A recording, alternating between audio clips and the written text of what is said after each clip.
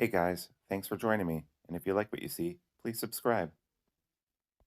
Hello, peoples. Welcome to Sharp Ends. And do I have something exciting to show you? This is a Terävä Jääkäripuukko. This is the 140, so extra long version of this knife. And it only costs $50, made in Europe. And this is 80 CRV2. Did I say the name of that steel right?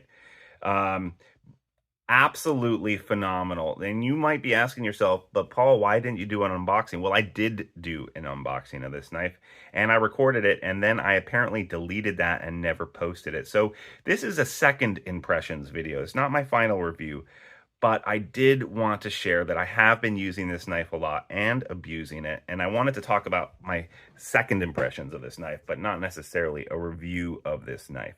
First, I'm going to ask if you could like, subscribe, and leave a comment. Comments really help. And I'd like to give a shout out to my Patreon supporters. Thank you guys so much. I really appreciate you guys helping me make this content by supporting this channel. And I can't wait to give you guys another knife of the month. So back to the Terävä Jääkäripuukko. This is what you would, this is what you would consider a standard knife for splitting wood with the Scandi grind. And that's why I got the 140 version of this. It's longer than the standard, Mora type blade, which is, oh, I have it right here. So here's the Mora, right? Let's compare this to the Mora. You'll see how much longer it is. One of the reasons why I was excited about this is because it's so much longer. It means that when I'm splitting wood or matoning with this, it just gives me that much more room to go through thicker wood. So I have gone through a lot of thick wood, and you can see the finish here. You've got this black, like carbonization is what I'm going to call it. It's not like DLC or anything, as far as I can tell. And you can see it's starting to rub away where I've been batoning, and some of the finish has gone away, yeah? Up here, it's slightly, it's not a sharp spine, but it's a spine that you can throw sparks with.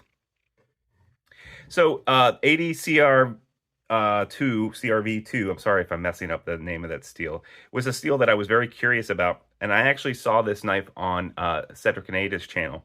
He was talking about what an incredible knife this is and how it's a pleasure to sharpen and how this is just an overall amazing knife. And when I saw that it was only for $50, I could not help myself.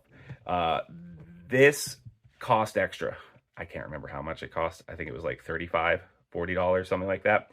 And this is a very nice sheath, and it's done a little bit differently as far as what I'm concerned. It has a plastic sheath inside the leather, and it has a hard lip here, as if they took the plastic and they wrapped it around a piece, a harder piece of either plastic or some kind of filler in here, making this very rigid at the top. And what happens is when you snap it in, it stays in. It's not coming out. It's got a nice dangler here too, right? And with this little button, it stays in. It's never going to fall out, right? So that is very cool. I took this out camping for an entire week just recently, and like I was saying, I basically processed all my wood with this. I haven't checked the edge since then, so that will be interesting to check. Let's see if I can find a piece of paper. So, all right, here's a piece of paper. Yeah, still sharp. I can tell that it needs to be stropped a little bit, but it's not catching anywhere on that blade. And I was batoning the crap out of some hardwoods as well as softwoods and going through cross grain or knots. I was going through some stuff here, and it's very impressive to me that this is still going very strong. Now, this is an internal tang, but it goes all the way through here to this lanyard. I did leave it outside, like on the picnic table, not in rain, but with dew around. And you can see a little bit of corrosion just around here, even though this is carbonized.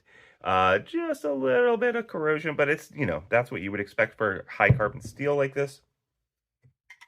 Nothing that I really care about. It'll just get some patina. I'm not going to leave it at the bottom of the ocean or anything, And I haven't tried cleaning this up yet either, but I'm sure that it'll clean up very nicely. So, those are my general second impressions. Just to give you an idea, 140 millimeters equals basically a 5.25 inch blade. Okay, so that's pretty darn long. And I'll give you like a couple of other comparisons for the old shits and giggles, as they say in the hood. GNS, sorry, not GNS. That is the Genesis from LT Wright. And here is the Bravo. Yeah. So you can see that this has a taller plane here than the Genesis, and the Genesis is something that I've always considered to be the best wood splitter in the world. So one thing that I don't necessarily like about this, or not something to be aware of, is I wish that this handle was just a little bit thicker.